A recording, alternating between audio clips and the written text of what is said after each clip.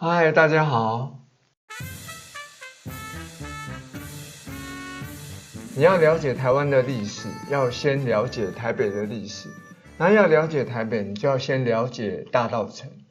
那其实要了解一个地方的历史，其实艺术欣赏是一个最好的方式之一。更何况郭雪湖又是在地的艺术家，然后他用在地人的眼光来看整个大稻埕，其实这是非常贴切。我想很多先进国家，像奥地利维也纳，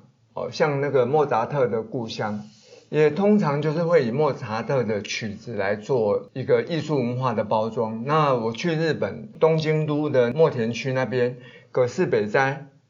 那浮世绘的葛饰北斋，然后也是都是用他的作品来做一个城市的一个行销。我觉得艺术欣赏从这个角度切入是非常棒。我们如果要来了解南街英正这幅画的话，我想大家要先去了解南街英正这个名称的意思是什么。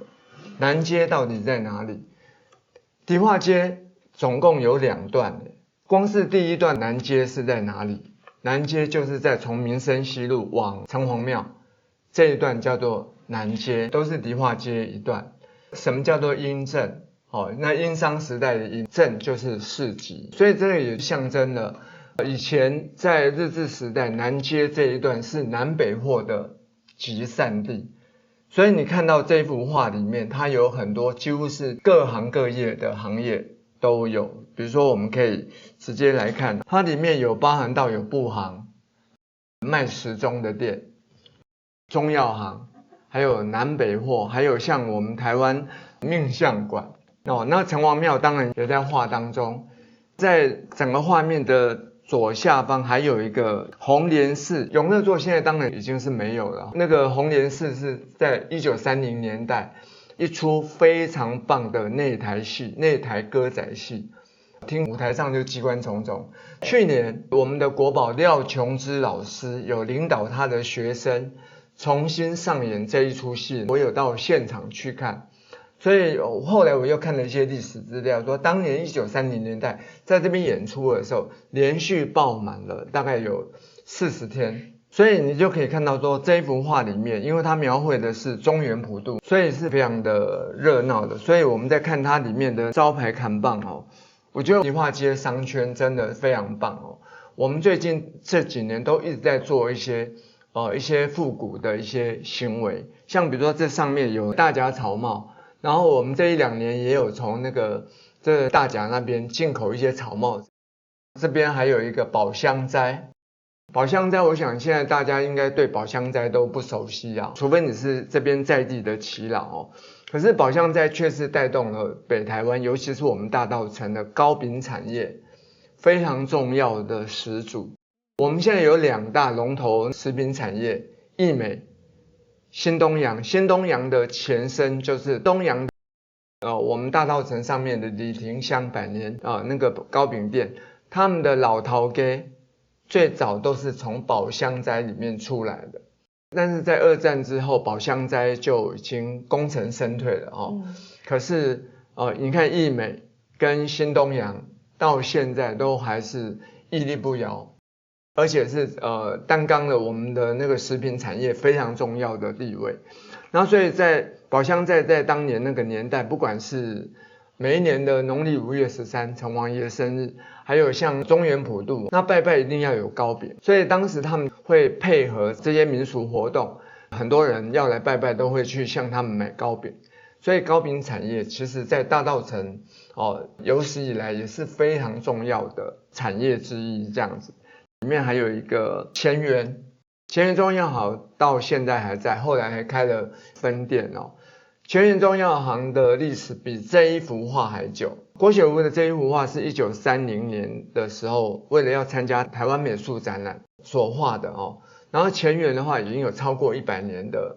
历史了。我们在讲说娱乐产业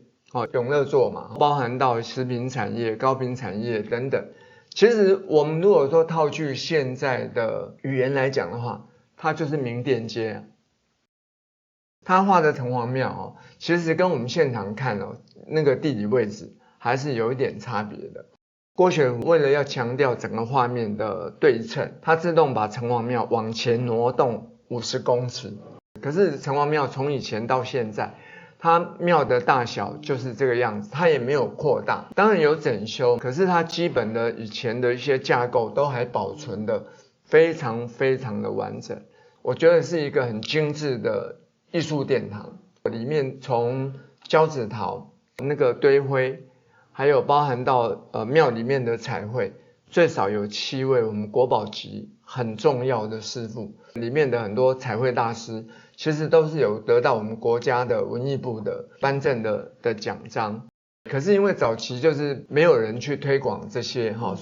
台湾的宗庙艺术殿堂不是只有三峡祖师庙或者说保安宫，其实我们的城隍庙也是非常经典的。其实当年日本就是把台湾最好的一些资产输入到日本，像比如说我们早期我们的香蕉，然后后来的凤梨也都是。所以其实这一幅作品其实可以说是最象征台湾当时的民俗风情战前到战后，比如说我们讲有内台戏、歌仔戏的内台戏，还有新戏，新剧就是我们现在讲的舞台剧，一直到战后还有顾贞秋的京戏来这边演出等等，你知道吗？台湾最早的好莱坞大片是哪一部？而且大家绝对想象不到，就是在我们大稻埕取景，叫做《圣保罗》。我还很惊讶的发现了一个当年的天才小童星八哥，然后最近这2年，我记得是前年嘛，也是好莱坞的那个大戏 Lucy 这边取景的所以你就可以知道，就是说来自不同地方的各个剧组为什么会决定在大稻埕。其实当然就看中了它是一个多元文化，而且文化的底层非常丰厚的，所以来这边取景。这一件那个南街英正其实它构图上是蛮特别的。我们从几个不同的角度来看就是各位如果有看过这张画的话，你会发现郭学福的视角，它是用由上往下俯视的角度，然后还有它两边的建筑物你会觉得很奇特的是，如果说你家里面有大稻埕这边日治时代的一些照片等等，你会发现在那个日治时代，大稻埕曾几何时有超过3层楼的房子，唯独的就是江山楼其他的最高的都是2层楼而已。它可以针对构图上的需要，可以把它加减所以郭学福就自己把它加盖1层上去了。它两边的建筑物看起来非常高，甚至非常的雄伟，然后人物就画得很小，对，它是由下往上。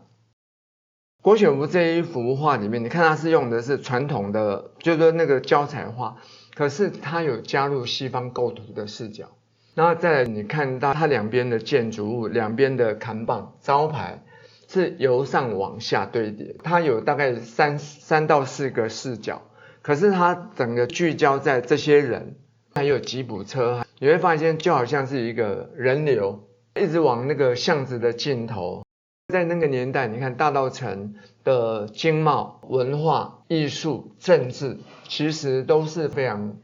兴盛，而且是非常多元的。所以你可以发现当年这个大稻埕真的是一个很自由美好的一个年代。